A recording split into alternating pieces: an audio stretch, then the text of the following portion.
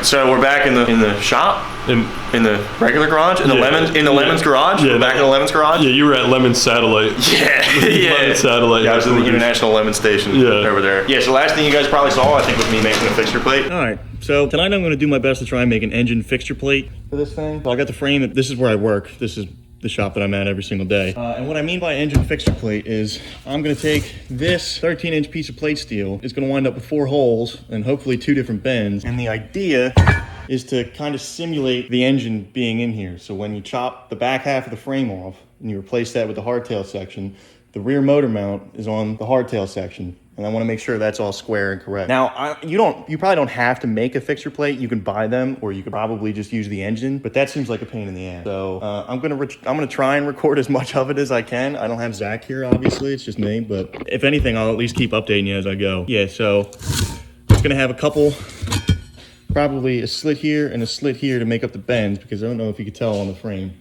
One motor mount is slightly higher than the other, and then I'm going to take a piece of, I guess, flat stock or angle iron or whatever it is that I have here. I got to look, and triangulate it to the top motor mount so that that's all right. Although the top motor mount's slotted, that's not an exact science, but it should be pretty close. Yeah, I'm going to take a few measurements, drill a couple holes, and then we're going to get started. All right, so this is where we're at. This is kind of my idea, right? So obviously, the spacing's different on these, so I have an idea of how to get the bends where they need to be, but these are the first 2 holes drilled. They're 3/8 bolts, 3/8 bolt holes. Yeah, pretty simple, just, measure the distance across. Obviously, the more time you take with the fixture and the setup and the prep work of everything, better your end product's gonna turn out. That makes, that's pretty common sense at this point, but all right, I'm gonna keep rocking forward. All right, so this is where we're at. This is like 6 inches across. It's like 12.5 long.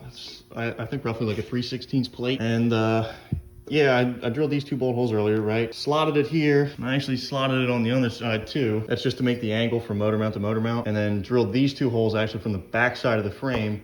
So that's in the right spot. I had to nip this corner to miss the casting for the foot control, but yeah, it came out pretty good. So I'm gonna weld up that seam and this seam so it'll never move again. And then get a piece of bar. I have something I'm gonna use to triangulate from the top motor mount down to this plate. But yeah, I'm gonna set up the camera, set up the welder, and then tack it in. I'm not a welder, so this might look wild, but it's not load bearing. It just has to not move again, I guess.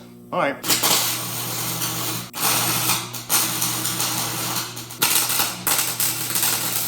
Woo, that's ugly.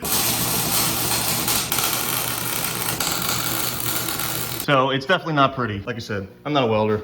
It's not gonna go anywhere. That's all I care about. So now I gotta make a piece of bar to go from there to the plate, and then that's my engine mount fixture. All right, so this is where we're at again. Another piece of 1/4 inch. This is only like 4 inch or like 3 inches wide. So I want to try and get in the center of that top motor mount, and then yeah, I just angled the bottom to fit on that spot on the plate. I mean, it's not perfect, but it doesn't have to be. Yeah, this is pretty much what it's gonna look like. I gotta weld it up. That's the fixture plate. I don't want to cut it without the back section of the frame, so that's probably where I'm gonna stop for tonight. But that's a big piece. Good enough for who it's for. So that's the final product pretty much. I'm gonna paint it up, and I think I'm gonna call it a night. I can't record for shit, so that video probably sucks. Yeah, but it's a complete video. Yeah, the whole process. Fixture plate turned out pretty good though. Way better than I thought it would. So I think what we're gonna do now is start cutting it up. I'm a little concerned with the top section here. To be honest, I don't really know what it looks like under there, but if it's squeezed like this, we're gonna have to figure something out, which it kind of looks like it is. Yeah. But I mean, we're gonna get all that off, get it cleaned up, and take a look at it, and come up with a game plan. And then we'll figure it out. We'll figure it out. Cool, so we'll get to cutting. First cut about to go down.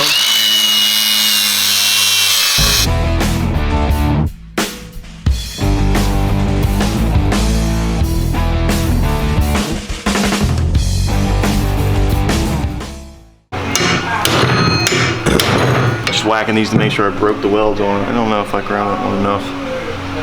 And there's a rosette weld in the center of that too. My frame is gonna be a little different than probably whatever you use. So because mine's an 84, it's last year for this style 4-speed frame, well, one of 85 they put the same frame but with an Evo in it. There's like basically to call it a plate's kind of wrong, but it's like a clamshell of steel that they wrapped around this. So this whole thing is encased. The downside of that is I'm pretty sure they squeezed this tube to fit it in steel. So it's gonna be a little more involved for us to hardtail it than it would if you just had a straight, like a 79. Like a 79 is just a straight single tube that goes into a slug. It's a little different, but whatever. doesn't really matter if that one's that straight because this is all getting changed. Yeah. So like this cut here is just to lose the back half of the frame. Yeah, because we still have a lot of room to play with up here. Right. So eventually it's going to wind up being cut up here. Yeah. Because this whole post and C-tube, that's all gone. We're just trying to open up some room to work on this situation up here. It would be way easier to deal with this when everything else isn't connected and it's just the front loop. Yeah.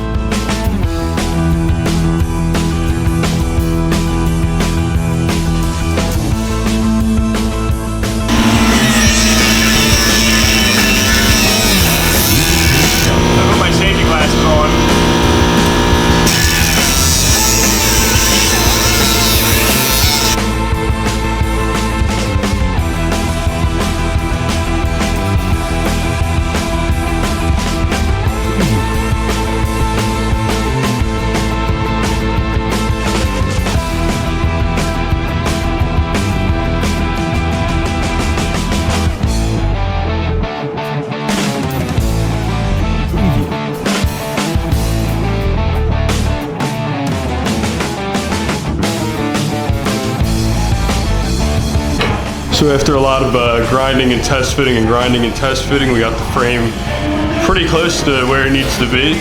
So now we're gonna mess with the slugs in the bottom of the frame, see if we can get everything all lined up and go together in one piece. Alright, so that video kind of came to an abrupt end, but I'm just filling in here. We got the frame test fitted up to the original frame, so it's all cut up, all measured out. And then the next video we'll just be welding the frame out, probably grinding it down, prepping it for paint. I don't know if we'll paint it in that same video. I did miss a video last week on last Friday. I apologize for that. I said I'm not trying to do that, but this thing's kind of been taking up our content for the time being. Next video will probably be on the E36. I did film like a quick little video doing a brake job on my sister's car, so maybe I'll throw that up too. Yeah, parts are rolling in for the E36, but I don't want to spoil it yet. So make sure you subscribe, make sure you like the video. If you're here for the chopper stuff, we got the whole playlist that I'll link in this video. And yeah, we'll see you on the next one.